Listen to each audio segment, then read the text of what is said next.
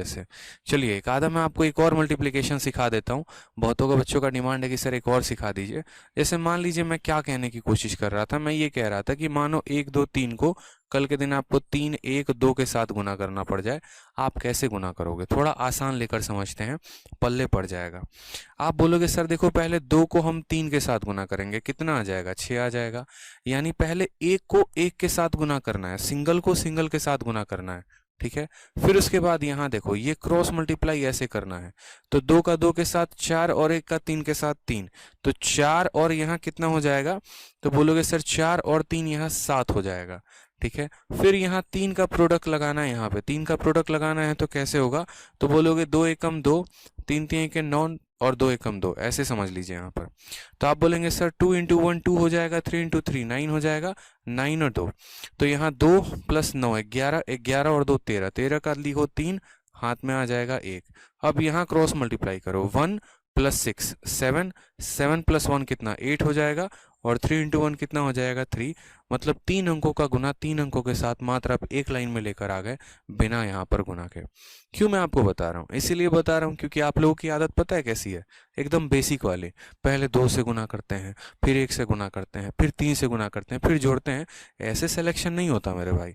आप मेरे को बड़ा से बड़ा गुना दे दो यहाँ पे, मैं उसको सेकंडों में करके दिखा दूंगा। रीज़न यहाँ पर यही है क्योंककि प्रैक्टिस आ गई है। अभी आपको बेशक ये मेथड टफ लग रहा होगा, लेकिन जब आप इसको अपना बना लोगे ना तो आपके लिए टफ नहीं है।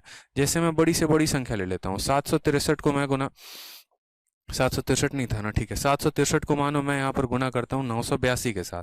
अब आप इसको गुना करके देखो कितना समय लगेगा, आप बहुत तेजी में कर लोगे।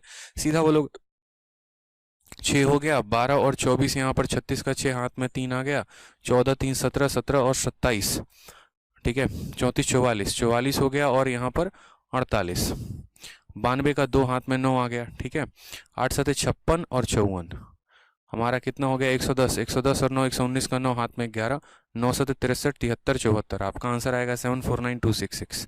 मैच कर लीजिए। तो ये आपके फास्टेस्ट होगा, मतलब ये आप जब काफ़ी तेज़ी में करेंगे तो होगा। एक बार कैलकुलेटर निकाल के मैच भी कर लो यहाँ पे, मैच कर,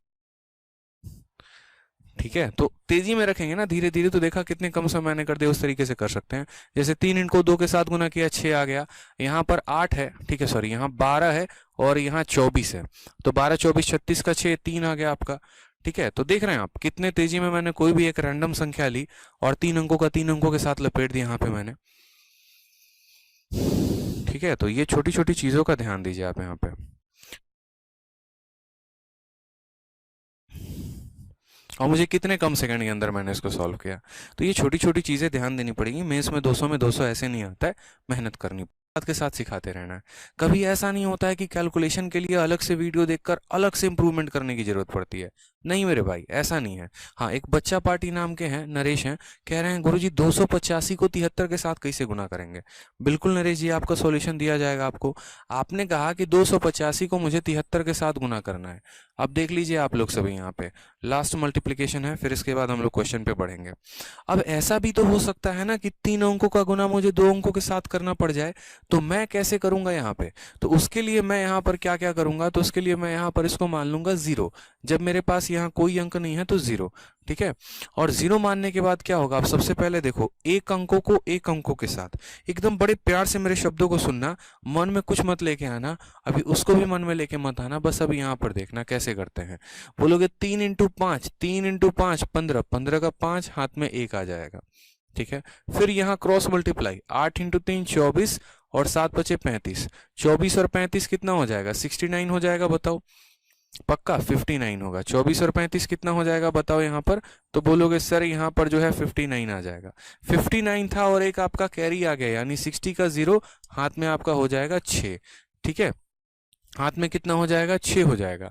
अब यहाँ पर आप फिर 3 अंकों का 3 अंकों के साथ करो, 3 इंटू 2 6, 0 इंटू 5 0 और 8 7 56, तो 56 और 6 62, 62 और 6 68, 68 का 8 हाथ में 6, ठीक है। फिर अब 2 अंकों के साथ करिए, फिर अब 2 अंकों के साथ, तो बोलेंगे 14 और 0, यानी 14 हो गया, 14 और 6 20 का 0 हाथ में कितना आ जाएगा 2 आ जाएगा।